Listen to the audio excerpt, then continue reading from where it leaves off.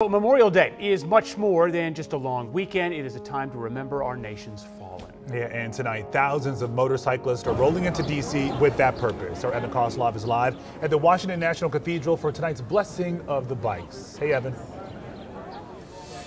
Well, hey there, guys. You can probably see behind me that I'm surrounded by hundreds of these motorcycles, and throughout the city, there are thousands of these motorcycles that are coming to town for this annual event. But I'll tell you, organizers were quick to say this was not some big party, right? This is a time to think about the POWs, the MIAs, and then, of course, the veterans who came back but are still suffering. Let's bring in Mac.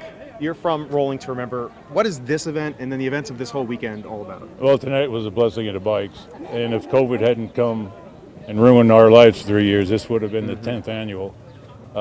In my opinion, a divine intervention never hurt anybody. Although I don't know a lot of these guys, I know the majority of them, they're all brothers and they're sisters. And coming down here is one of the highlights of my year because I just enjoy it. I was a co-founder of this with a young lady by the name of Ruth Fry 10 years ago, and that was the first one. I think it was 13 or 14. I don't remember. I'm getting old, but that's the importance. And I look forward to seeing everybody down at the Pentagon on Sunday, and that is the demonstration ride in POW MIAs that have been forgotten, as well as the suicide awareness and things in today's world of 22 too many. And then that is a horrifying statistic that you just said. Too many. Wait. One more event I want to tell people about is that at 6 o'clock tonight at the Dar Constitution Hall, there's going to be a concert.